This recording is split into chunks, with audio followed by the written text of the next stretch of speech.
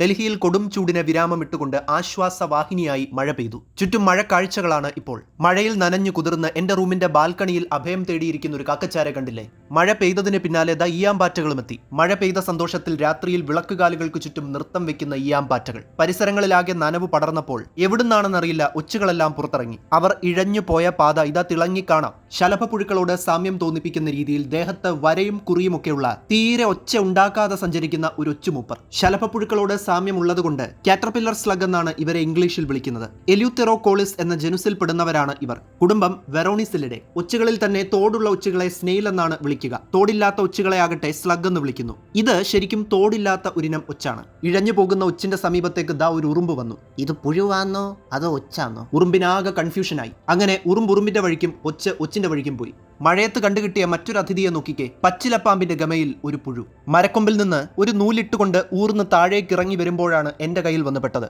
നീ ആര്, സ്പൈഡർമാനാ?